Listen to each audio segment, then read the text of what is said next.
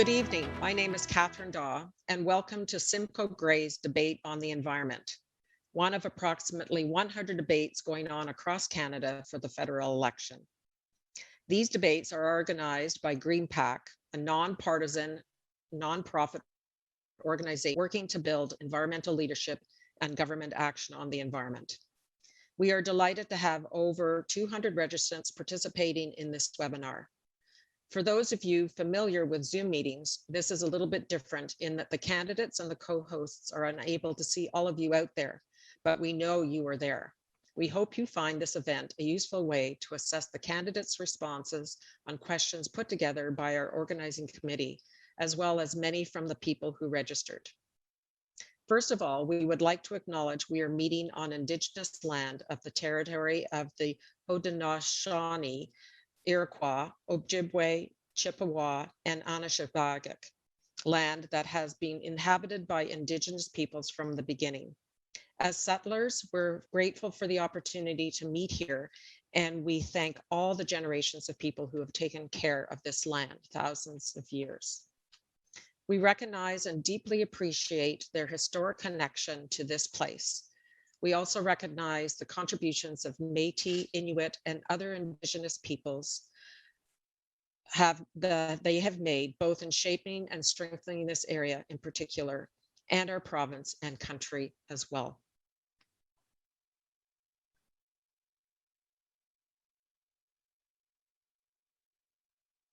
Tonight's debate has been organized by 4 climate action teams in the Simcoe-Grey riding. The Collingwood Climate Action Team sponsored a similar live debate for the previous federal election in 2019. As the awareness of the need to act on the climate emergency has grown, we are pleased that the Wasaga Beach Climate Action Team, new to Tecumseth Climate Action, and Climate Action Now Network in the town of Blue Mountains have joined us in organizing this event. If you're interested in learning more about any of these groups, a contact email address is shown on your screen.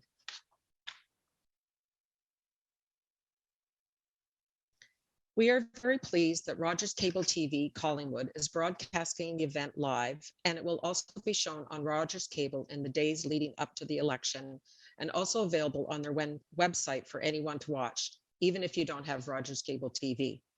As well, it will be posted on YouTube on Friday, and we'll send out a link to everyone that has registered. We decided to limit the debate to the 4 main parties which are participating in the federal leaders debate being held on September 9th. Local candidates from the 4 parties were invited, and 3 of the 4 accepted with enthusiasm. However, after repeated attempts to get a response from the campaign office of the incumbent, Terry Dowdall, we were told that due to the short notice of the election, his schedule would not allow him to join us this evening. We tried to encourage him to attend, but to no avail. As the sitting member of parliament, it is most unfortunate that Terry Dowdall would choose not to take the time to address the important environmental issues we, his constituents, care about. It was suggested that we share his party's green plan with you, but we believe it is up to each of the candidates themselves to make their position clear to you. Therefore, there will be no comments from the Conservative Party directly, as they have chosen not to participate. However, it is possible the other candidates may make comments about how their party's green plans compare to the Conservatives. Some people have asked, why a debate on the environment? We, as the sponsors of this event, believe the need to turn our attention and efforts toward making a sustainable, healthy, and viable future for everyone is the essential and most urgent issue of our times. The Intergovernmental Panel on Climate Change, IPCC, has most recently been very definitive that humans are the creators of what we are starting to visibly experience all around us. It means the time is now, and that it is only in the hands of us humans to fix. The droughts, floods, fires, and other events we are experiencing are just a teaser of what is to come. The window of opportunity is narrowing. And yet it is also important to emphasize there is a lot already happening, more than we all know. And if we all turn towards the future with energy and joining together, there is a way forward to a better, brighter future, shedding some of the old to make way for the new just as we've experienced with the pandemic. It is the responsibility of us all. So, to the election at hand.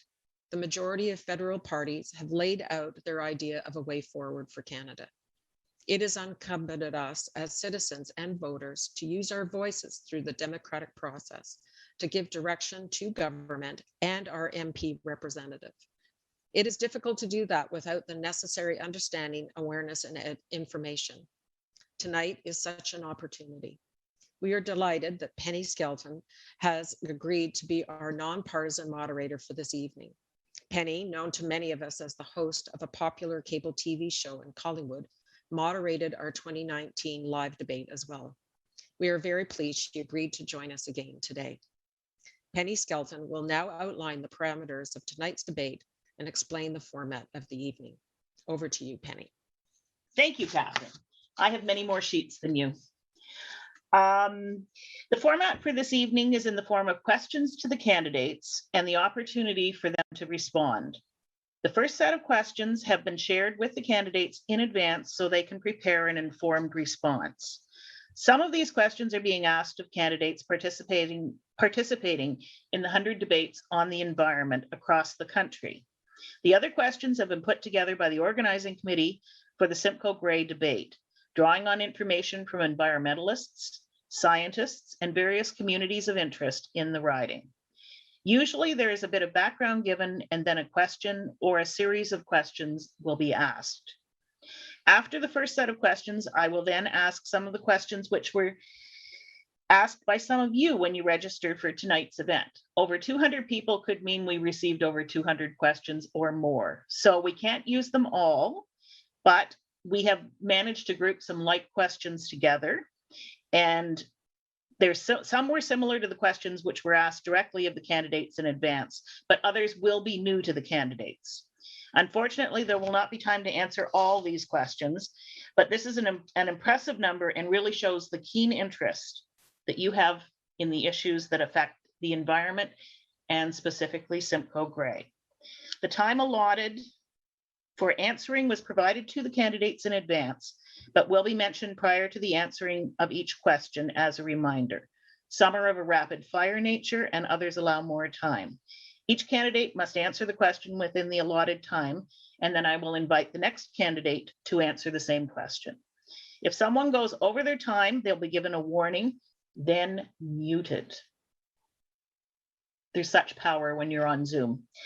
The order in which the candidates are asked to respond was decided in advance by a random draw by the organizing committee. The order of the candidates this evening will be the Liberal Party, the Green Party, and the NDP. That means Ms. Monroe will be the first to answer the first question. Mr. Clayton will answer the second, followed by Mr. Giles for the third, and so on. The rotation continues throughout all of the questions. After all the questions have been asked and each candidate has been given 2 minutes to make some closing remarks of their choosing on the topic of the environment. Following these, we will be concluding the event. First of all, each of the candidates are asked to tell us a bit about themselves. And I do mean just a bit. So you will only have 1 minute each. So let's start with Ms. Monroe. Hello, my name is Bren Monroe, and I'm your Liberal candidate. I will always work to build a better future for all, and that means working in true partnership with the First Nations, Inuit, and Métis.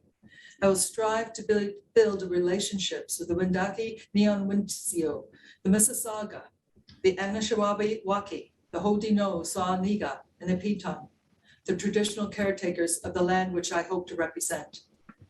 I share the Liberal Party of Canada's emphasis on innovation, diversity, entrepreneurship, economic growth, and environmental protection. I'd also like to thank the Climate Action Team for the opportunity to address these issues that we care so much about. Thank you. Thank you, Ms. Monroe. Now, Mr. Clayton, please unmute yourself. Hi, Nick Clayton, Green Party. I am a teacher in Simcoe County. I live in Grey. I get to keep my feet in both counties, and I have a pretty good idea of what it's like to live rurally and in the more urban community. I have a profound respect for nature, and I have a profound respect for the youth and for a sustainable future. So the reason I find myself here today is on behalf of Indigenous people, youth, and those who are interested in creating a sustainable future for their children and grandchildren. Thank you very much. And now Mr. Gillies. Hello, everyone. Lucas Gillies with the New Democratic Party. I'm here today because I'm a paramedic and a father of a 2-year-old son named Huckleberry. I'm here today to stand up for the climate and for the environment. I know that it's something that concerns us all. And Jagmeet Singh and the NDP have been incredible advocates for the environment and for First Nations people, for affordable housing, and a lot of issues that we care deeply about. I look forward to this debate, and I would like to thank everyone for participating. Thank you. Thank you. Okay, let's begin with the first question, which Ms. Monroe will answer first. But let me give you some background to the question. Climate change is widespread, rapid, and intensifying, according to the Intergovernmental Panel on Climate Change report released in early August. Canada is experiencing droughts, forest fires, heat waves, snow loss, and other extreme weather. Between 1990 and 2019, Canada's carbon emissions increased by 21.4%, driven primarily by increased emissions from oil and gas extraction, as well as transport. Following efforts to reduce emissions in line with the Kyoto Protocol and the Paris Agreement, Canada only managed to reduce 2019 emissions by 1% from the 2005 emissions. The consensus of leading world scientists is this is not fast enough to prevent continued harm to our planet. The environment must be front and center in any government's plan for post-pandemic economic recovery, national healing, and reconciliation. So I am going to ask 3 yes or no questions that each deal with immediate measures, and the government, I lost my place, and the government can take to address these 3 interlinked crises to protect the health of Canadians, as well as we emerge from the worst of this pandemic. So you will have 1 minute to answer the 3 questions. So the first one is, and we will start with Ms. Monroe. Will you continue to require all sectors to reduce carbon emissions by 55% from 1990 levels to 2030, as is being done by the European Union, and make it law? The Liberal government has done more to fight climate change than any other government in Canadian history. We've taken significant action to cut pollution. We made sure it's no longer free to pollute anywhere in the country while putting more money in the pockets of Canadians. We're making it easier to purchase zero-emission vehicles with a $5,000 rebate. We are providing rebates to Canadians to upgrade their homes. These measures must be kept in place to have their effect. We are committed to achieving our 2030 climate target of reducing emissions by 40% to 45% of 2005 levels, which is in line with which science says we need to go. And we will reach net zero by 2050. We have a plan to help us meet our target. In this election, we must be committed to cap oil and gas emissions at current levels to ensure they decline from now on, to require half of new car sales to be zero emission by 2030 and all by 2035, and to phase out fossil fuel subsidies faster. Only the Liberals have the time, have the plan and determination to significantly cut emissions. Secondly, will you push your party's leadership to end all government subsidies for fossil fuels? Yes.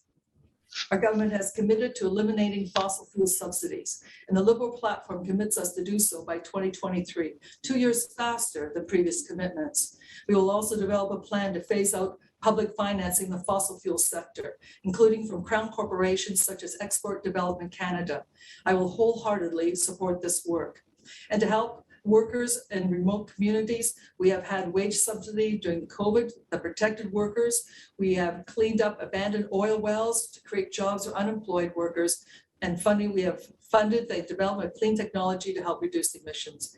We are helping remote Indigenous communities with the cost of diesel while we invest in more renewable energy.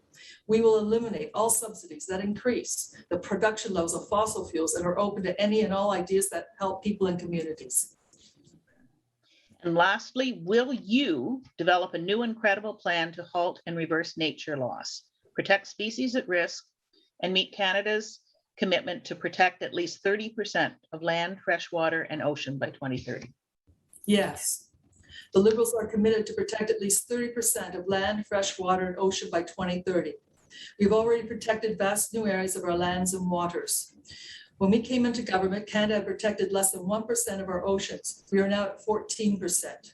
We have protected a land mass equal to 3.5 times the size of Nova Scotia. We have also made the 2 largest investments in nature conservation in Canadian history. We have an ambitious plan to do more, including 10 new national parks, 10 new national marine conservation areas, 15 new national urban parks. Liberals are committed to the 30% by 2030 target, and we have a proven track record on nature protection to get us there. Thank you. So now we move on to Mr. Clayton. So, question number 1, will you commit to require all sectors to reduce carbon emissions by 55% from 1990 levels by 2030, as is being done in the European Union, and make it a law? Absolutely. We would reduce 60% below 2005 levels by 2030, which is the equivalent of 292 megatons.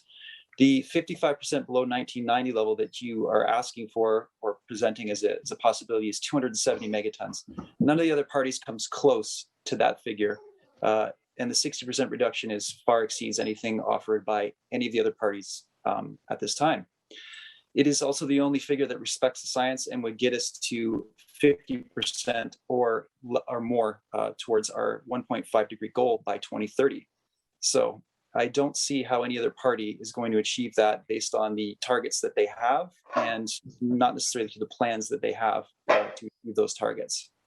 These ratcheted up targets would be applied through the current climate accountability legislation recently passed by the Liberal minority government. So we would continue that legislation to ensure that our targets are met. Secondly, will you push your party's leadership to end all government subsidies for fossil fuels? Subsidies are a bit tricky, and there's more than one type. So you have direct subsidies, which in 2020 equaled about $1.9 billion. When you factor in public financing and bailouts from COVID, that number balloons to $18 billion.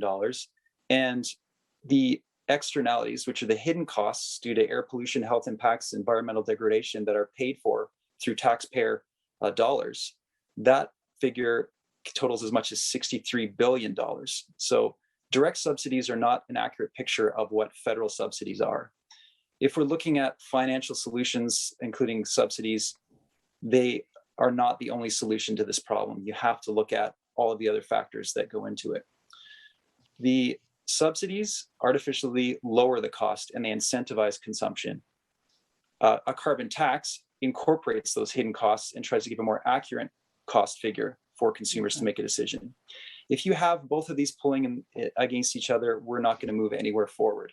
We would end all subsidies and shut the door on the oil and gas industry in Canada with an orderly phase out and a just transition for all workers. You need to get into question 3, and you've got 35 seconds. Will you develop a new and credible plan to halt and reverse nature loss and protect the species at risk?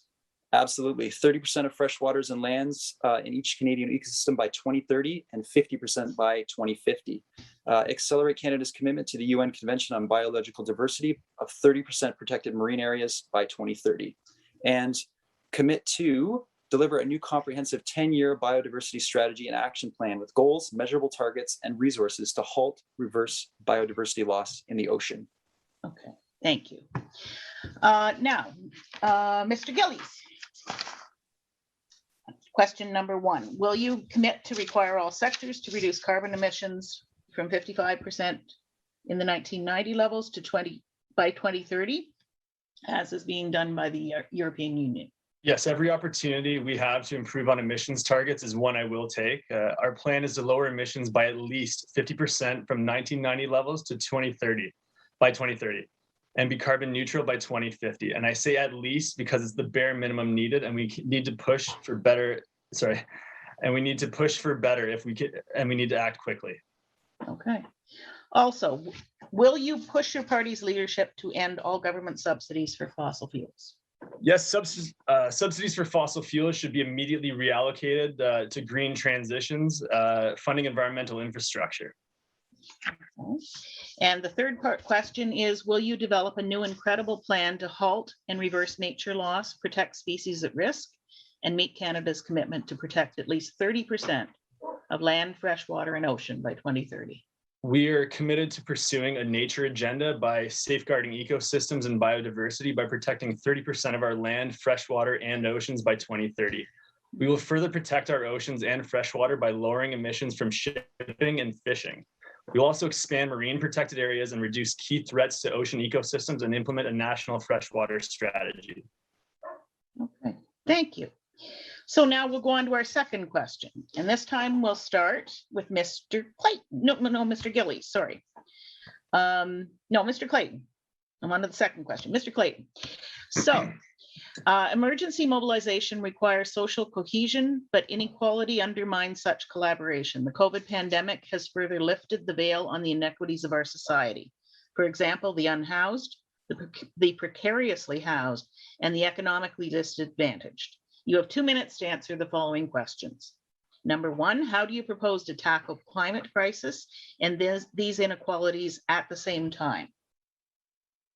Thank you. Excellent question. Any climate action plan must include a climate justice lens. Those who've contributed least to the climate crisis are disproportionately affected by its impacts. The transition to a net zero economy must ensure that Black, Indigenous, people of color, and people experiencing poverty are not further disadvantaged. The steep emissions reductions curve that we need to achieve will be very rapid and dramatic, and support must be in place to help those who would otherwise be left behind. The pandemic has exposed the cracks, and the recovery will be our once-in-a-lifetime opportunity to close the gaps that exist between the wealthiest among us and the most impoverished, to reconcile the Indigenous and the colonial, to find common ground that exists between objectivity and belief, and to find the right balance between individual freedoms and the collective good. The unprecedented measures taken by the government in response to COVID-19 prove that when it is necessary, governments and people can react to a crisis on the scale and at the speed which is required. A global effort to transition humanity to a new way of life won't happen without political will, and that is granted by the people. The climate crisis is a type of problem that governments exist to solve. A just transition will be made possible by government leadership with coordination and support and mobilization. The measure of success of climate action will lie in the difference we see and feel in our everyday lives. In short, if life doesn't change for you, we're not doing enough to tackle the crisis. The federal government moved beyond budgetary constraints and tapped into the full and economic capacity of the national economy, taking on historic debt to help citizens. The conservative fixation on balanced budgets was proven to be mostly for naught. Interest rates are historically low, inflation has not ballooned, and the economy did not collapse. It's possible. Our bank balance doesn't have to be a pretext for cruel austerity unless that's what we choose. And we can transition to a no carbon economy without leaving any Canadian behind if we so choose. The Green Party would extend CERB into a guaranteed livable income, replacing EI and other social programs with a single, more efficient and effective program that would invest in people and create the possibility of dignity and upward mobility for any and all Canadians. We would invest in training to transition oil and gas workers and tradespeople to jobs in the growing low and no carbon economy, in industries such as renewable energy and home efficiency retrofits. We would also engage in meaningful and respectful nation-to-nation relationships with Indigenous peoples, giving land back as reconciliation and restoration of natural spaces as a means to sequester carbon and restore biodiversity. Okay, good. Thank you. So next we have Mr. Gillies. So how do you propose to tackle the climate crisis and these inequities at the same time? And one required element of doing so is referred to as just transition. What is the role of the federal government to ensure that no one is left behind in the grand decarbonization transition before us? Well, we'll provide financial incentives and transitioning support for low income and equity-seeking communities, providing transition training, which includes free post-secondary education and investing in STEM, will aid in correcting the disparity. Emergency preparedness and affordable housing initiative for climate refugees will be vital in the years to come. Just transition means actively seeking collaboration and insight from equity-seeking communities who often face the brunt of climate change-related events. Disabled Canadians, Indigenous, and racialized communities have needs that must not be neglected. Providing accessible supports and championing local efforts is critical. I'm ready to fill that role in Simcoe-Grey. While we transition, we will expand EI benefits for retraining, making sure no one gets left behind. Thank you. And Ms. Monroe, how do you propose to tackle the climate crisis and these inequities at the same time? And one required element of doing so is referred to as just transition. What is the role of the federal government in ensuring no one is left behind in the grand decarbonization transition before us? The pandemic has hurt many people in our community, and many have struggled financially. The Liberal government has helped ease the burden on workers and their families through critical supports, including the Canada Emergency Recovery Benefit and increases to the Canada Child Benefit and the Canada Workers Benefit, which have helped millions of Canadians. To support hard-hit businesses, Liberals also brought in the Canada Emergency Wage Subsidy, which has protected over 5 million jobs, as well as loans and rent assistance programs. We need to continue building on this progress. Our Liberal plan includes creating a home buyer's Bill of Rights to make the process of buying a home fair, more open and transparent, and ensure homes are for people and families. We want to create 20,000 purpose-built rental units. We want to preserve 30,000 existing social and community housing units that would otherwise be lost. We want to help renters become owners and save for down payment faster by reducing the monthly costs of mortgages and doubling the home buyer's tax credit to help young Canadians buy their first home sooner. We will continue to work with the provinces and municipalities, as well as local mayors and councils to get homes built where they're needed most. We will also encourage better and faster planning decisions and target federal funding to help create affordable, safe homes for all. The Liberal government has already committed to and funded a green and just pandemic recovery. Canada has recovered 92% of jobs lost during COVID, compared to 75% in the US. Only Liberals know both how to protect the environment and to grow the economy, and we are determined to do so.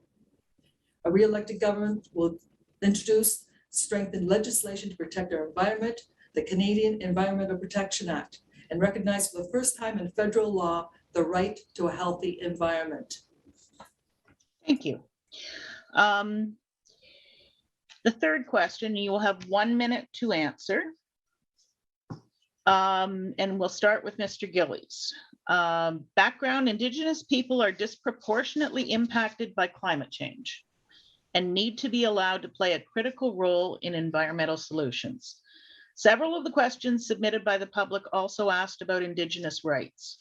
Will you implement the United Nations Declaration on the Rights of Indigenous People and the calls to action in the Truth and Reconciliation Commission? And will you invest in Indigenous-led land use planning and the establishment of Indigenous protected conserved areas? So Mr. Gillies. Need to unmute.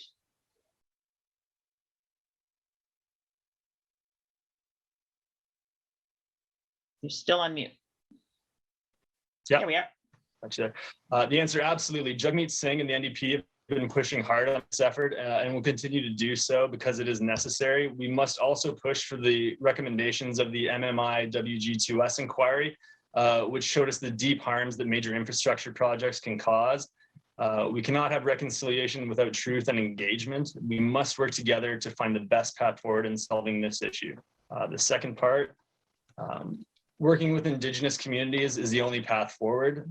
Indigenous people have an intergenerational understanding of the land and these waters. It is critical that their voices are lifted and we take the wealth of their collective knowledge to heart when making decisions together that will affect us all. Okay. Penny, Yes. Penny, just before you continue, would you mind not reading the full question each time Certainly. for each candidate, Okay. just in the interest of time? Thank you. Okay. Ms. Monroe. Yes. The Liberal government supports the United Nations Declaration on the Rights of Indigenous Peoples and passed an act earlier this year to ensure the principles are implemented. For those unfamiliar with the United Nations Declaration of Rights, it requires the Government of Canada to work in consultation and cooperation with Indigenous peoples to prepare an action plan to address key things such as injustices and to identify measures to align federal laws with the United Nations.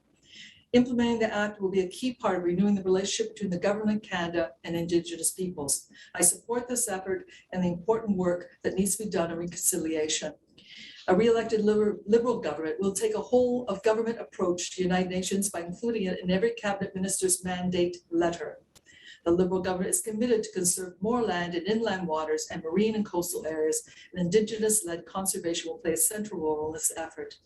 Indigenous peoples have been stewards of these lands and waters since time immemorial and have a deep knowledge and understanding of land management.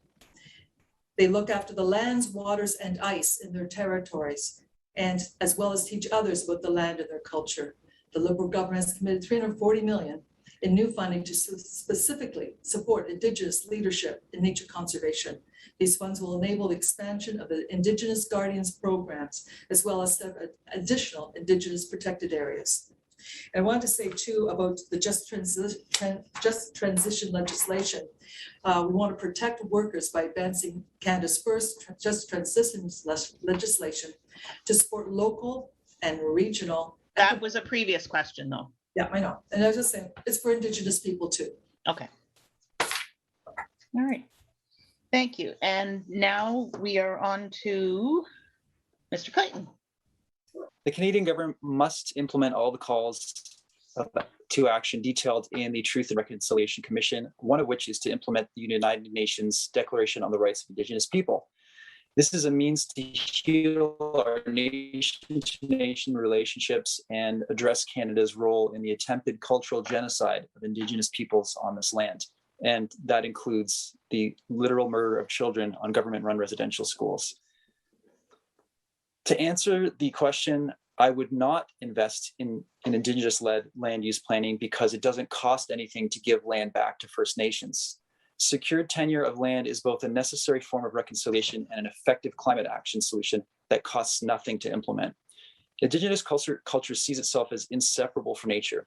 Thriving First Nations cultures are a way to maintain rich cultural practices while maintaining ecosystem services, which is a funny term, but it's just the things that nature does to provide clean water, air, and conserve biodiversity.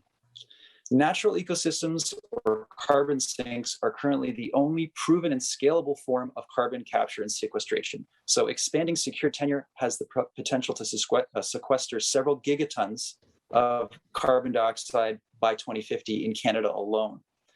So I would support Indigenous-led land use as a means of reconciliation and climate action. Absolutely. Okay. Thank you. So now we'll go on to the fourth question and we'll come back to Ms. Monroe.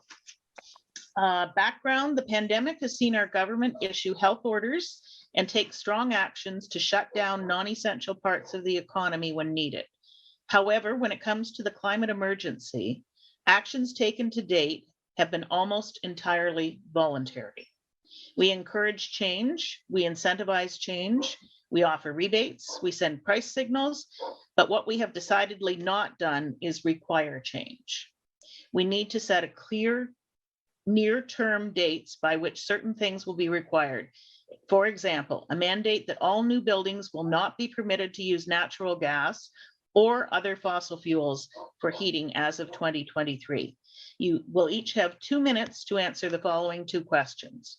Are you prepared to switch from incentive-based and voluntary policies to mandatory measures to combat climate crisis? And what mandatory measures would be your priority? And Ms. Monroe, first, please. This election is happening at a critical moment when Canadian voters will decide our country's action on climate change. I'm hoping that the 27 million voters who can vote will vote. A healthy environment goes hand in hand with a strong economy. Canadians want to see bold and decisive action to fight climate change.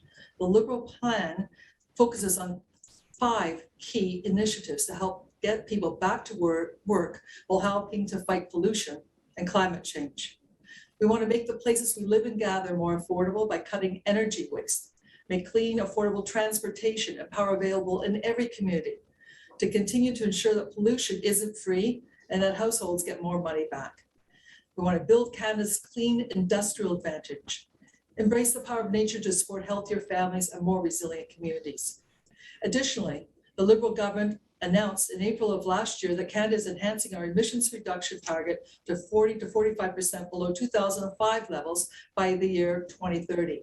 Our new plans build on the strong commitment and includes measures, including supporting 1,200 public transit projects across the country, making zero-emission vehicles more affordable, phasing out coal by 2030, banning harmful single-use plastics and microbeads, and putting a price on pollution so it's no longer free to pollute anywhere in Canada, while putting more money back in the pockets of Canadians. Thank you. And now Mr. Clayton, please. Unmute. Yes, what we're seeing in the world confirms what the IPCC report tells us. We're living in a warming world. Human influence is driving those changes from wildfires in BC to floods in Western Europe. Look at Western BC, nearly 600 people died, sudden deaths due to extreme heat. That's more than the number of people who died in the deadliest month of the pandemic. So we are in an emergency and we do need to act like it. Consecutive Liberal and Conservative governments have broken promise after promise. Canada has never achieved the climate target. Emissions are 21% above 1990 levels, and they've risen every year since 2016. The Green Party is the only party with a plan that speaks to the science. It takes the IPCC report and acts on that. It provides policy that will get us to the 1.5 degree target. None of the other parties is doing that. We'll shut the door on the oil and gas industry in Canada. You can't have your pipeline and eat it too. You can't have it both ways. The IEA, the International Energy Association Roadmap to Net Zero report details a pathway to a net zero energy economy. That starts right now with no more fossil fuel infrastructure, exploration, or investment. The Green Party would have all federal finance divest, and that includes the pension plan, the Canada Pension Plan, divest from fossil fuels and reallocate that money to green bonds. We would see that anyone affected by an orderly fossil fuel phase out would not be left behind in the new no carbon economy. It's tempting to give mandates, but the federal government is limited in its jurisdiction. Electricity, for example, is the jurisdiction of the provinces. We need to work hand in hand with all levels of government to move forward legislation that's going to work. And we need to get people behind us. You're muted, Penny. Sorry, I apologize. Oh, nope, still not. There we go. I apologize. My dogs were barking, so that's why I hit the mute. Thank you very much. And now we move on to Mr. Giles. Thank you. Incentives will drive the change we need. Providing tax incentives and bursaries for home transitions will increase the ability of low-income households and equity-seeking communities to actively participate in the transition regardless of income or barriers. Shifting to mandatory measures for everyday people should happen as we make progress so we don't leave anyone behind. The majority of pollution is caused by major corporations. There is only so much each of us can do, and many of us are already making a major shift in how we live. Mandatory measures will force these corporations to reduce pollutants, including plastic and toxins, from their production, and by reducing the burden on an already engaged public. Mandatory measures such as building code updates and requirements for large businesses to reduce waste and emissions can begin immediately.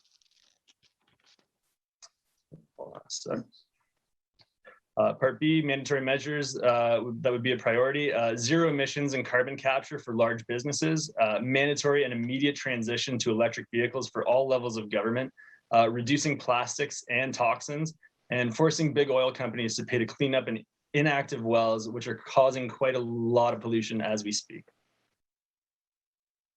Okay, thank you very much.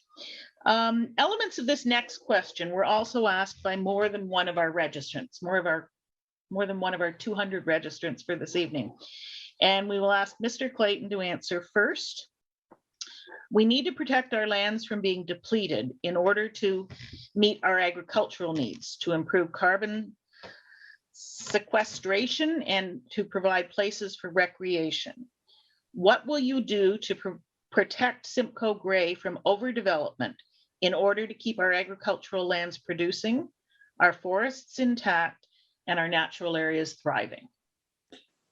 First of all, shout out to local conservation authorities for doing the work in communities and municipalities on that behalf, and watershed associations. They protect residential areas from flooding and do the conservation work to make sure that ecosystem services are intact for residential areas everywhere and municipalities. We need to partner with provinces and municipalities through official plans to enact policies that will end vehicle-centric urban sprawl in municipalities in favor of mixed-use, dense, walkable, cyclable 15-minute neighborhoods with access to ample green space and robust public transit. The majority of the population in Canada live in cities, so this type of dense urban development where people can meet all their needs within a 15-minute walk or bike ride is an essential climate solution and an efficient use of land. Agriculture is what drives our economy, that and tourism locally. So it's vital to our economy, our social fabric, and ensuring a safe and secure food supply. So locally, I got to point out to New Farm as being a lab for, besides being a profitable and sustainable farm, it's also a lab for regenerative agriculture. And they're working with Farmers for Climate Solutions, a national organization, to promote what's the word I'm looking for? They're looking to promote sustainable and regenerative agriculture and make it possible for farmers who wish to switch to that model to be able to do it. So they're advocating for that. And they recently got a $300 million grant from the federal government. This is the type of agriculture we need to see because it will break up the monopoly of agricultural input companies. It will create resilient family farms, mixed use farms. It'll give farmers independence and free them from the financial burden of input companies, all while sequestering carbon and it becoming a net carbon sink rather than a source of carbon. About 12% of, I think, of the emissions in our country come from agriculture. So we need to switch that around. Agriculture doesn't have to be a source of emissions. It can actually be a climate solution, and this is the way to do it. Thank you. Mr. Gillies. So Simcoe-Grey has some of the most beautiful farmland in the world, and we need to protect that land by building up instead of out. We need to prioritize local development and detoxification of abandoned land for redevelopment into green infrastructure. We need to protect and grow local food production while combating invasive species and protecting native species. Polyculture and permaculture initiatives will be important for this effort. There's been a strong effort by local farmers to shift this style of farming, which has shown better results, prevented erosion, and lowered the cost of industrial fertilizers and herbicides. I will work with provincial and municipal governments to protect our wetlands and forests. Working together will help prevent the use of the minister's zoning orders, which puts these spaces at risk from development by corporate interests. Thank you. And Ms. Monroe. To begin with, the provincial government and the municipalities need to work with us to protect Simcoe-Grey from overdevelopment. For example, currently Ontario obtains roughly 3/4 of its fruit and vegetables from California, a state with an increasing number of wildfires every year. And by the way, when the farmland's gone, it's gone. My question is, why are they fast-tracking development of our farmland? We need to sit down with those planning departments to take a serious look at those building permit applications. Now, my town of Collingwood here has outward-facing public impact initiatives. For $500,000, they're committed for over 5 years to support intensive tree planting on public and private lands, which will increase carbon absorption, improved and protected habitats, stormwater mitigation, lowered carbon footprint. The watershed health check, WHC, they found that we have 2 water courses, Black Ash Creek and Pretty River, are experiencing impaired stream health conditions. And so they're conducting an enhanced water quality testing of Collingwood's cold water trout. The town has and promotes and enforces an anti-idling bylaw. And especially, the town has partnered with Georgian Bay Forever to purchase 3 sea bins for placement in the Collingwood Harbor. These sea bins are trash skimmers designed to remove floating debris. A single sea bin could capture an estimate of 1.4 tons of floating debris per year. And this includes microplastics down to 2 millimeters in size. This special absorption device in each cache bay can absorb oily substances as well, such as hydraulic fluid, machine oil, and gasoline. So this is when the municipalities join us they can do these kinds of things. Thank you very much. Okay. Again, some of the questions from the public relate to this question. The Canadian Environmental Protection Act is our overarching law to protect the health and environment of Canadians. The act has not been significantly amended since 1999, despite major changes in our understanding of toxic substances in our environment. Bill C-28 was introduced in the last Parliament to amend the act, but did not make it past the first reading. You will have 2 minutes to answer these questions. Will you support getting this bill reintroduced and strengthened and made a top legislative priority? And which area of Bill C-28 do you think are the most important to the people of Simcoe-Grey? And we will start with Mr. Gillies. So yes, many toxins have an incredibly long half-life and need to be strictly controlled and tracked. Harms to health and environment are known. The health impacts are there. The more we can track, trace, and control the use, the better our preparation and prevention measures will be. As far as the areas of Bill C-12 that affect Simcoe-Grey, vulnerable populations and cumulative risk portion, the use of pesticides on farmland and shared water sources pose a heightened risk. The amendments to the FDA providing up-to-date and accessible notification and risk assessment to communities about toxins are very important to this area. Having updated, strict, and enforceable legislation around toxins will be important locally, such as with water issues in Tottenham, where the carcinogen levels have been unsafe for over a decade. The use of pesticides and herbicides in community spaces are a huge risk. Having current and tracked data will be critical to ensuring the water we drink, the food that we eat, and the land that we live on is safe for us and our children. Thank you. Ms. Monroe.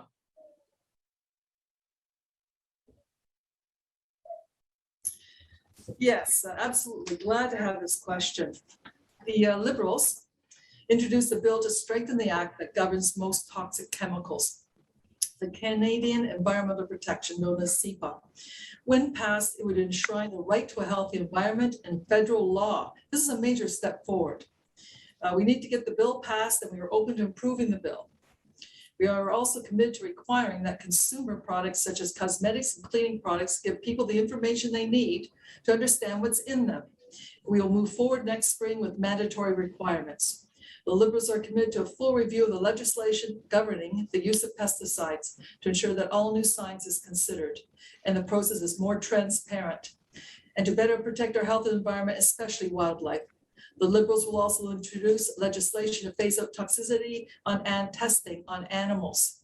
This is a robust package of actions to better protect Canadians and the environment. Now, the CEPA bill also commits the government to do more to protect those most vulnerable to chemicals, including children, and more to protect those with exposure to pollutants are higher than average, such as communities downwind or downstream, including Indigenous communities. And the government has an action plan to protect firefighters from exposure to burning flame retardants found in household products. Now, there's a disproportionate number of people who live in environmentally hazardous areas. They're Indigenous. And we need to look at this and really study this. The Canadian Environment Protection Act is a foundation for environmental protection in Canada.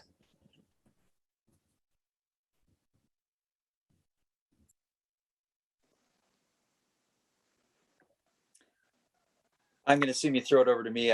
You were muted. I am, sorry. All right. But all right.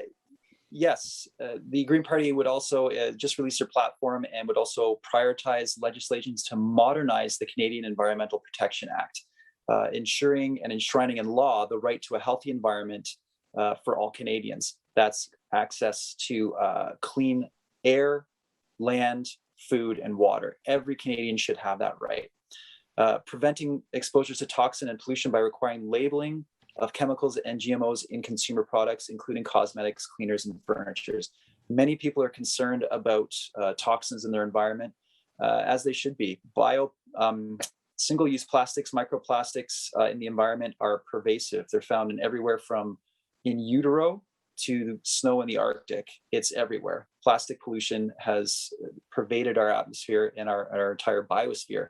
So it's something that needs to be addressed in a robust manner. And through enacting environmental protecting laws, this type of pollution would not be allowed to occur. It's the kind of thing that boggles the mind. We think about how are we going to clean this up? I don't know. Let's just not do it in the first place, I think. I in particular also want to give just mention the tap water brown tap water in Tottenham, which is an issue that I've just recently become aware of, and it's just completely unacceptable to me that people living in our county, which has some of the best drinking water probably anywhere in the world, are drinking brown tap water with unknown levels of trihalomethanes, which are a suspected carcinogen, and levels of iron that turn it a brown color and discolor laundry and fixtures in houses. So as a federal candidate, I cannot accept that. And I would, through the Environmental Protection Act and enshrining environmental protections in law, the right to a clean environment would ensure that every Canadian has access to clean land, air, food, and water. And that would be my priority. Thank you.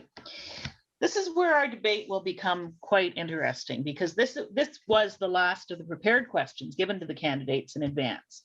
We are now coming back to Ms. Monroe to answer first. Young people around the world have been leading the call for climate action. This has taken a toll on many who feel hopeless with the prospect of inheriting a world which is growing warmer much too fast to sustain human life due to the inactions of governments and corporations. You will have 2 minutes to answer the following questions. What would you do, if successful, to support young people in their quest for a cleaner environment and sustainable world? And how will you give them hope that politicians and corporations will take corrective action to reduce carbon emissions so we have a livable planet for all? Ms. Monroe.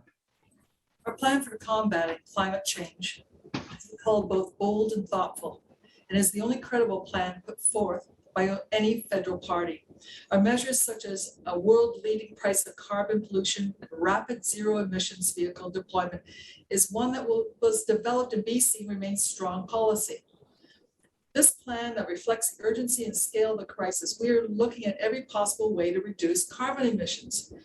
For example, we have the backing of industry groups for a global carbon levy for large ships and a global surcharge on carbon emissions from shipping to help fund this sector's shift toward climate-friendly fuels.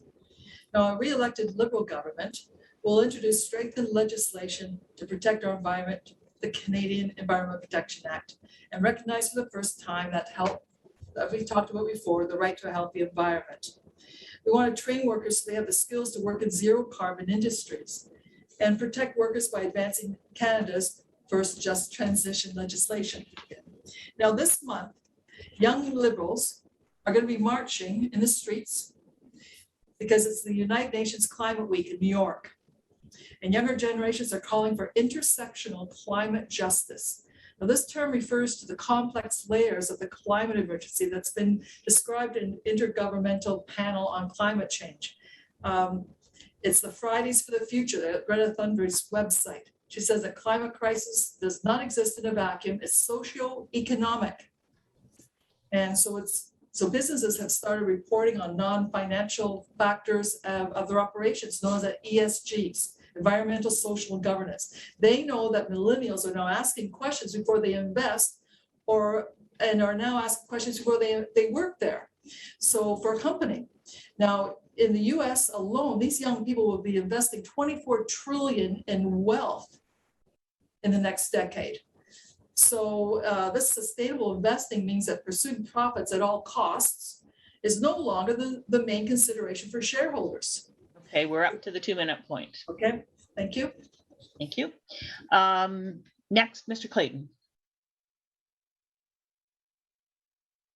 I believe that the greatest source of renewable energy isn't wind and solar. It's actually youth and future generations. And I think if they're given the same opportunity to thrive, they'll have the same disruptive potential. The reason I'm sitting here is because of the youth in our county. It's Fridays for Future strikes and the momentum and the youth voice is what motivated me. That's the voice that we needed to hear. as children form their worldview, they're shaping it at the same time, and they have a very keen sense of justice, I've noticed. So there's nothing more threatening to the status quo than somebody who's idealistic and with a keen sense of justice. So to the youth, I say, you cannot, and I'm really disappointed to say this, you cannot count on the people who are in power. You can't obviously count on the adults in the room to do it. You need to push them. So I'm sitting here because you pushed me. One piece of Indigenous governance that is invaluable to me is the concept of 7 generations.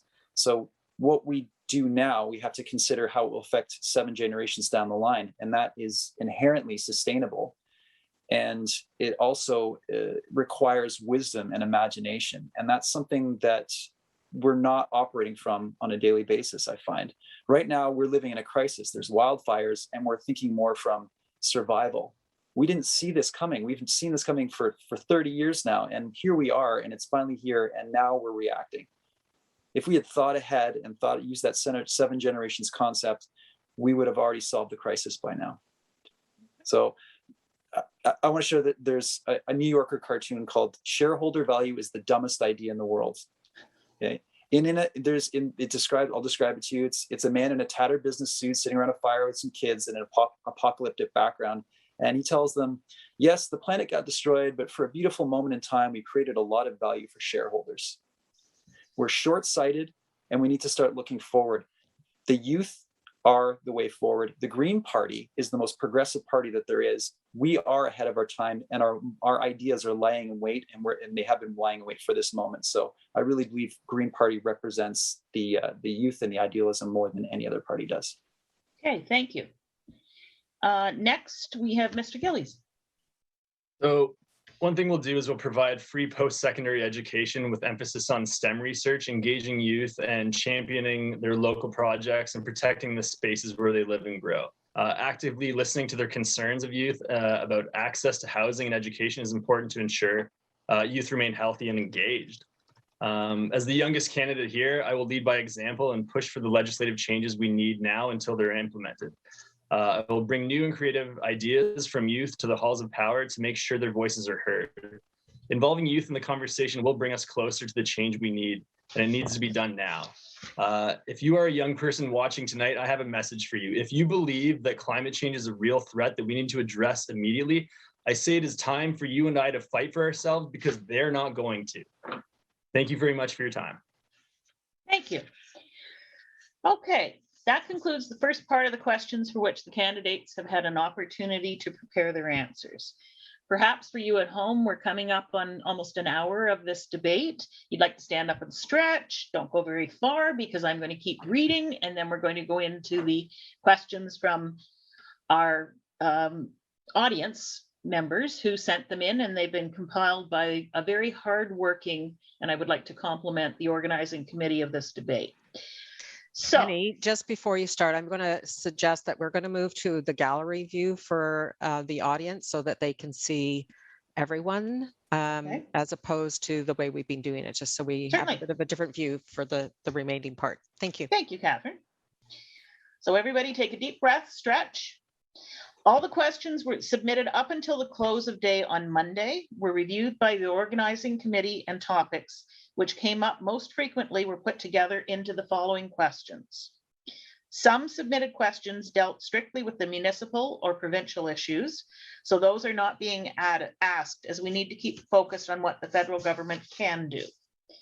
So we will continue asking the questions to the candidates in the same order as that we have been following, which means that Nick, I'm getting familiar here, Mr. Clayton will be first.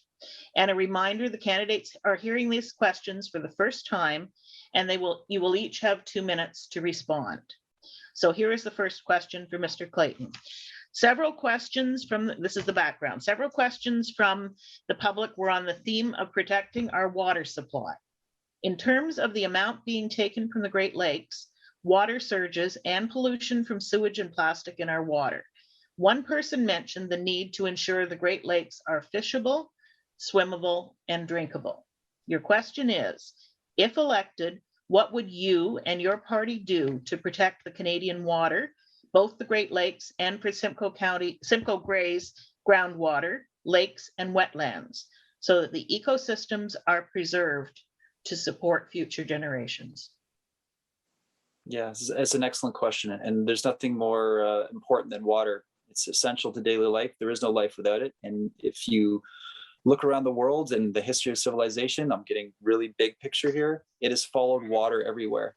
So water is probably the most important. I feel like it's going to be the oil of the future. Water is going to become the most important and valuable resource or commodity that there is. So it's devastating to see things happening to the Great Lakes now because it's such a valuable resource. So agricultural runoff is a big source of pollution. Runoff from municipalities, stormwater, that's an issue as well. So we need infrastructure upgrades, especially with weather changing. I mean, we had just a storm yesterday that was came out of nowhere and dumped tons of water, and that's the kind of storm that really overwhelms municipalities' water systems really quickly, which is typically the most expensive part of running a municipality is wastewater treatment.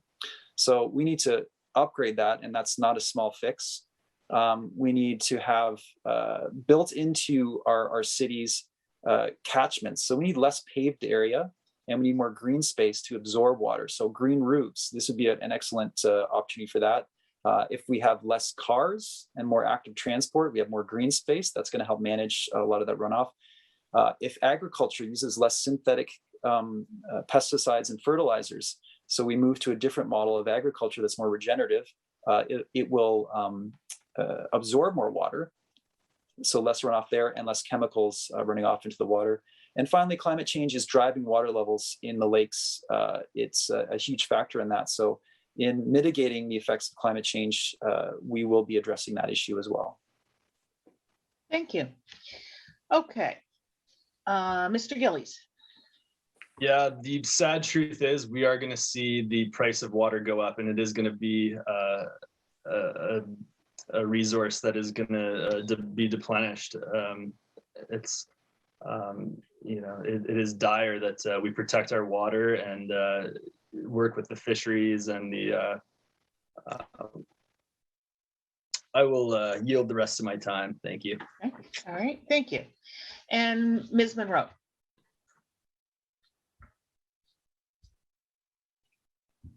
Since 2015, we've taken action to protect our oceans, lakes, and rivers.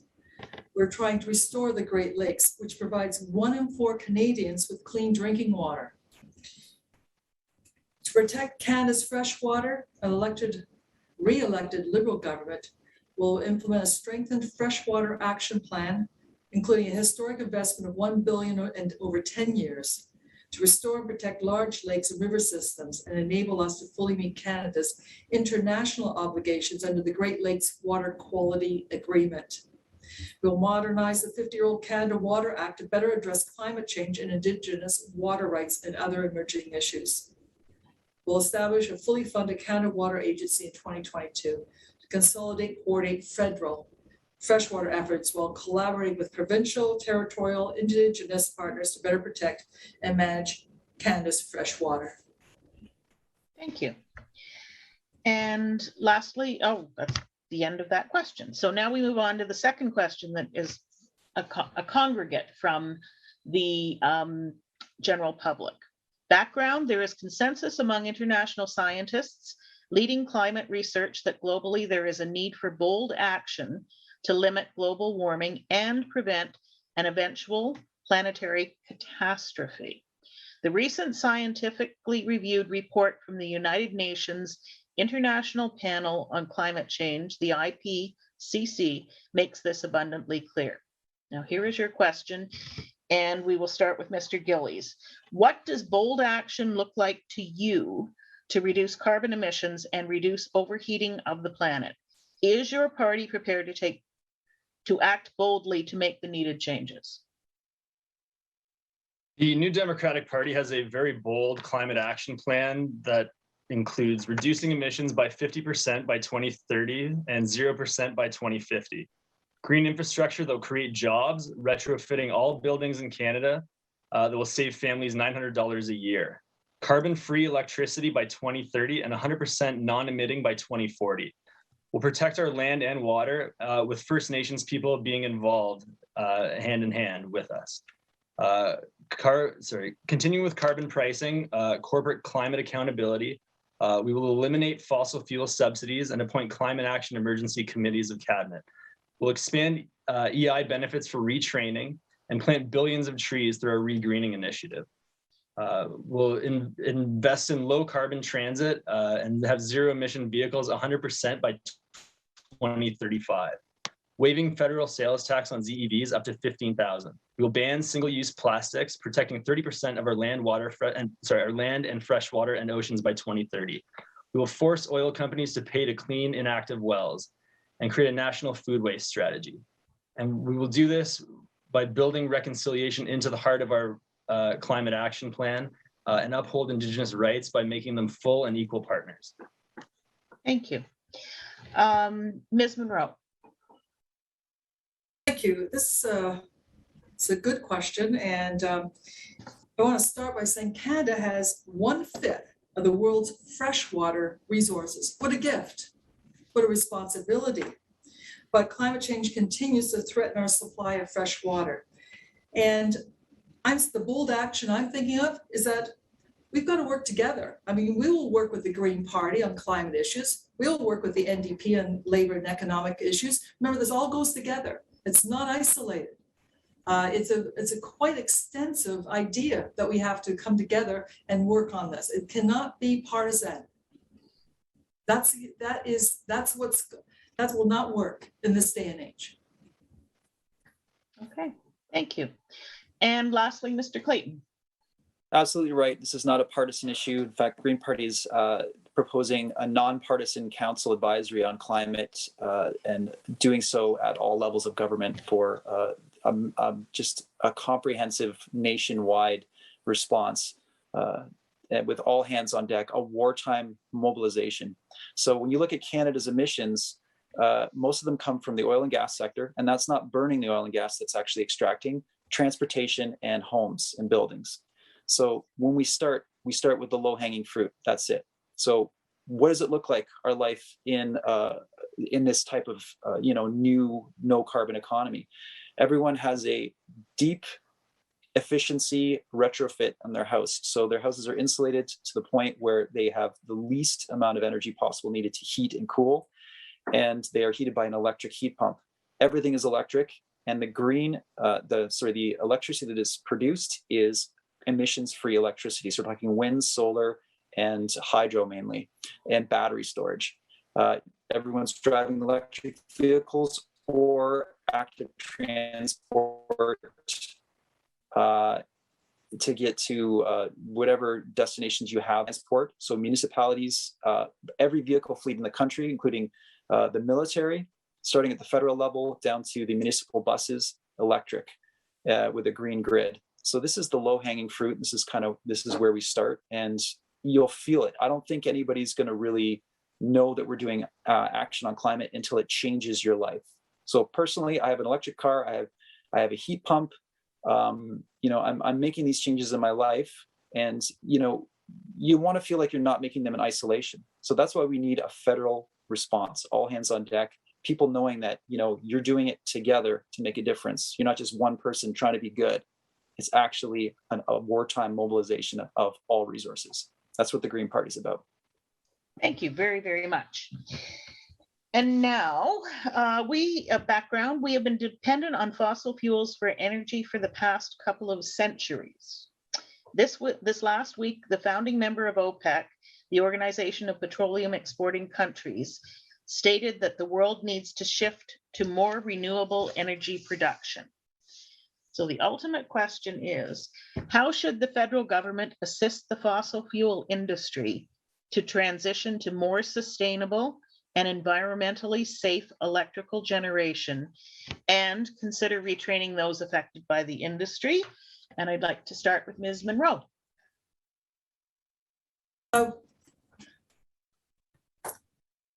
We are committed to reducing carbon emissions by 55% by 2030. Make it law. The question is the amount. the percentage, what to do now, what to do next year. It's a process that we have to work with the oil and gas industry, Alberta, right? Mainly, and to come to some kind of agreement. But we have to have something in place before we withdraw that. And we don't. We don't have enough energy to replace it at this point in time. That's something we've got to work together on. Okay, thank you. Mr. Clayton, how should the federal government assist the fossil fuel industry to transition to more sustainable and environmentally safe electrical generation? They need to invest in renewables, and they're talking the talk, but it's mostly greenwash. You can't have it both ways. The first rule is, you want to get out of a hole is to stop digging. So we need to shut down the fossil fuel industry and arrange an orderly phase out so the transition is not disruptive to people. We don't want to see fluctuations in energy prices where the price of gas is driven up because there's no supply. We need an orderly transition. So the government has to facilitate that and organize that. And just to create it has to happen. Like, the energy transition is happening, so we have to make it as orderly as possible so it's the least amount of disruption in people's daily lives. Oil and gas sector, if you look at Alberta, you have almost $250 billion liability there in orphan gas wells. So that liability is, I can't see there being a profitable future. In fact, if you look at Trans Mountain, it's already cost close to $15 billion, well, if you include the expansion. And the Parliamentary Budget Office has predicted, and that's a nonpartisan office, by the way, that it'll lose between $10 and $11 billion if we actually take our Paris Climate Agreement targets seriously. So you have to decide, what future do you want? Do you want to not meet your targets, or do you want to lose money? Because that's what you're getting with Trans Mountain. So we need to get out of that business and start shifting our focus to renewables. That we can scale up solar, we can scale up wind, and we can scale up battery storage and hydro. A national energy corridor across the country for energy sharing between provinces is a way to facilitate that. Quebec's sitting on an excessive amount of hydro right now that they could be sharing with us in Ontario to make up for our aging nuclear plants that right now the government and the province is trying to replace with natural gas. So this is a way backwards. We're looking for a way forwards, and we cannot go backwards on this. Okay, thank you very much. And last answer for this question to Mr. Gillies. Yeah, so we need to follow America's lead and create a Green New Deal, investing in green infrastructure. Alberta, it's, the oil and gas skills are actually very useful in the green new industry. Those skilled workers, they're not going to be left behind. We're going to, invest in paying for retraining through EI. Essentially what that means is you can collect EI while you're training and doing, while you're retraining, essentially. The Trans Mountain Pipeline is a tricky one. You mentioned $15 billion. I've heard that by the end, that pipeline is going to cost more like $30 billion by the time it's all said and done. The sad truth is that pipeline, it's kind of in the ground at this point. To suggest that we should dig it up and pull it out would be not economic suicide, but it would set us back quite a bit. I'm not necessarily pro Trans Mountain here, but that is just where we are at. The pipeline is in the ground, and as sad as that might be. The United States pulled out of the what was the pipeline? Help me out here. Keystone XL, right? So to invest in green energy instead, right? So we do need to follow their lead. It's a tough one, but the main thing that we need to do is invest in those oil and gas workers as far as retraining as we shift into the Green New Deal, as it were. Okay, thank you. So we are now up to our last question that we've compiled. And this one might be one of the most important questions that we ask you as candidates for office, because we are your constituents. Every single person watching this, and will be watching it on the reruns, are your constituents. Many of us are active, and many of us have ideas. And we now would like to ask you, how can we as constituents help the federal government to be effective in working on climate, specifically on climate issues? And we will start with Mr. Clayton, please. If you believe in political solutions like I do, government intervention is essential to addressing this crisis. This is what government is meant to do. So you need to write your MP. You need to talk to your elected official. Your elected official, I mean, I would love to just hand my time over to him to have him answer your question, but he's declined to participate. So he's not taking this seriously. And he's not going to take it seriously until the majority of the voters in this riding voted for NDP, Liberal, Green in the last election. The majority of voters did not vote for Conservatives. There is a large portion of the population in this county who want climate action. They want action on the environment, and your MP is ignoring them. So political solutions, if you believe in those, I believe in them. This is top-down stuff I'm talking here.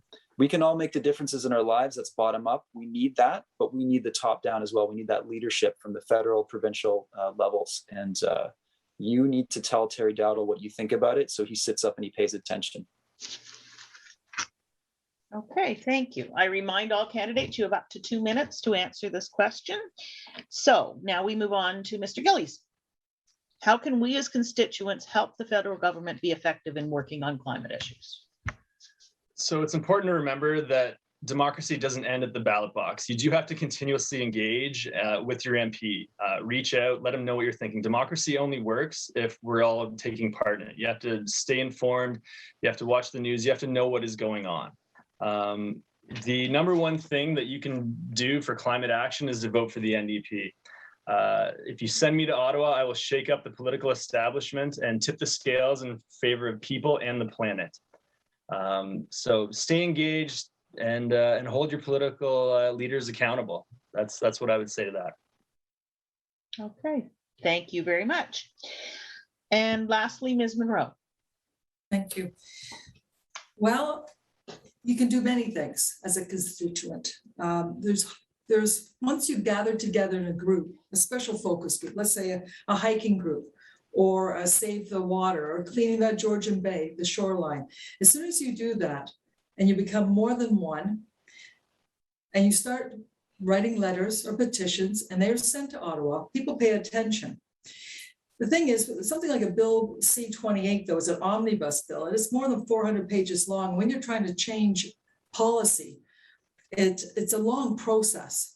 And however, special interest groups can go to Parliament and represent when they're doing in committee, and they can present their views. People pay attention to those. The politicians pay attention to those. The omnibus bill, this Jobs, Growth and Long-Term Prosperity Act, it's a sweeping omnibus bill. It has 70 pieces of federal legislation. It's about responsible resource development. And it's so many things. However, I believe it all can come together. Many different people can come together and create change. And it just takes the will. It just takes the will of the people. Okay, thank you.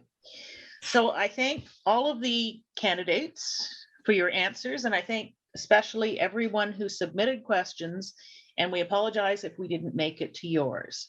It was very impressive how many questions were submitted, but we don't want to keep you much longer. The final part of the evening will be summary comments by each of the candidates.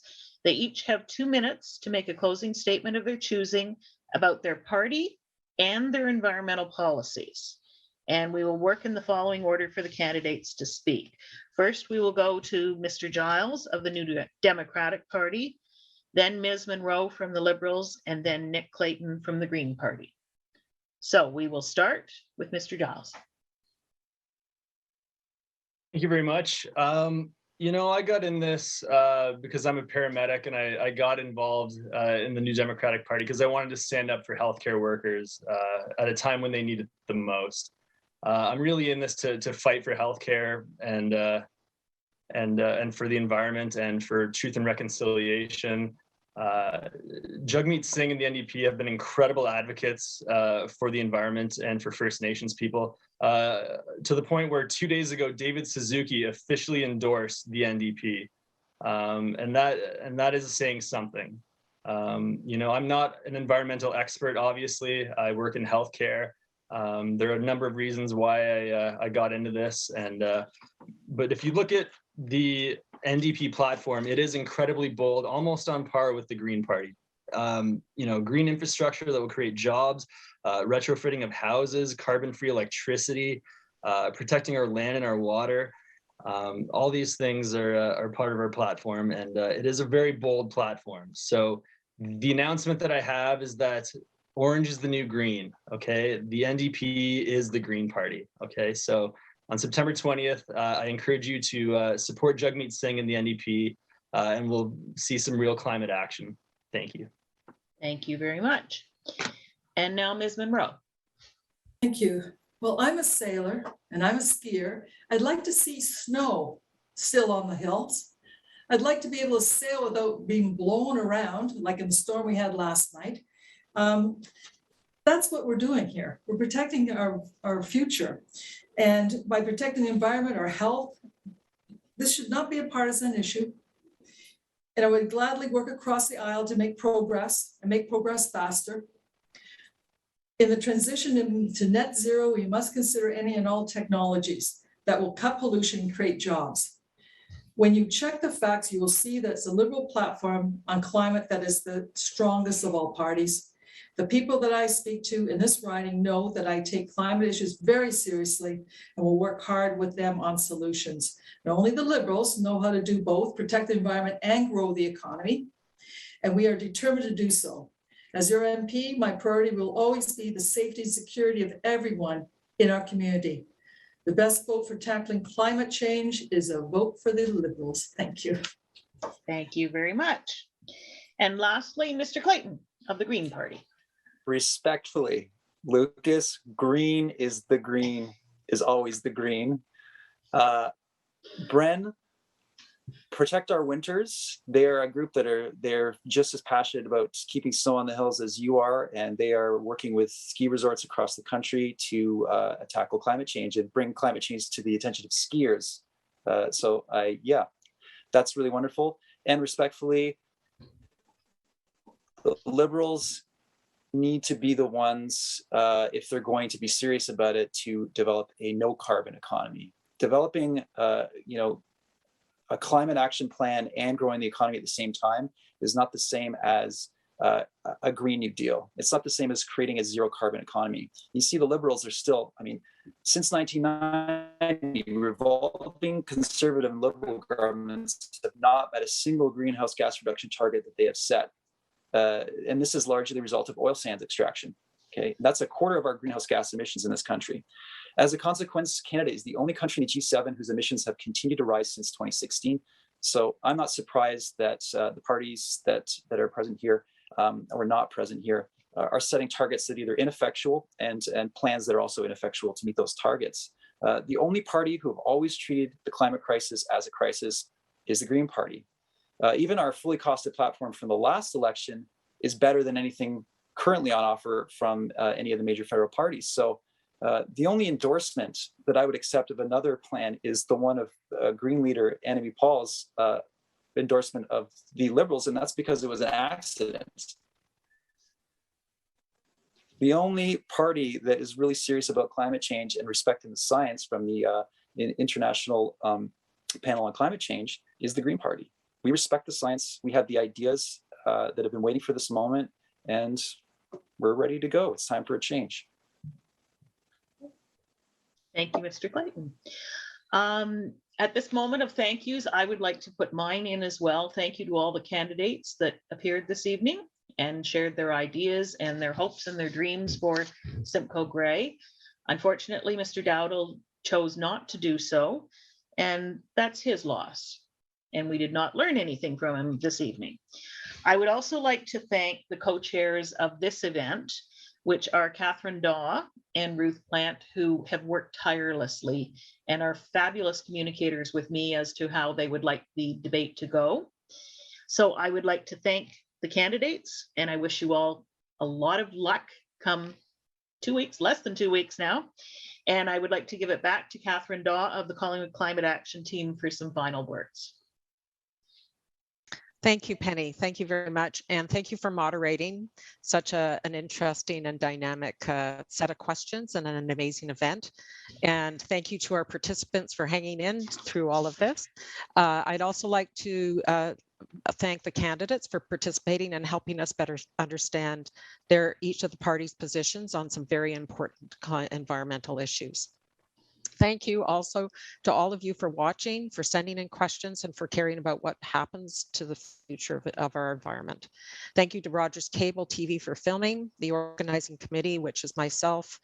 I was on vacation sailing, by the way, for 3 weeks, so Ruth really carried the ball. But also Kathleen Caswell from the Wasaga Beach Climate Action Team, Steph Wolf from the New Kansas climate group. I have a hard time with that one. Sorry, Steph. Down near Alliston, and to Lorraine Sutton from the Town of Blue Mountain Climate Action Network now. So it's been a very enlightening group, and we were delighted to be invited again by GreenPAC to sponsor this debate, and for them to be these debates across the country is quite amazing. So with that, I just like to say thank you, and that we're happy that we've been able to be part of it. I'm going to share my screen again just to give you another quick reminder of how you can get in touch with us. And in particular, if you're interested in learning or doing more, I think that's part of what the message has been from all three of the candidates. The Collingwood Climate Action Team is launching a community carbon footprint challenge to help us all learn how to measure our own existing carbon footprint, join in some action events and challenges to start reducing it. And then we'll be measuring again in a year's time to see how well we've been doing. And we're going to be starting with Collingwood, but we're spreading it out to the rest of the Southern Georgian Bay area. The Wasaga Climate Action Team is just a new group that Kathleen Caswell has started. The Town of Blue Mountains Climate Action Network has a Facebook page, and Lorraine Sutton's email is there if you wish to reach out to them. They're doing some interesting work over in the Town of Blue Mountains. And then Steph Wolf is involved with the new Tecumseh Climate Action Team down in the southern part of our riding.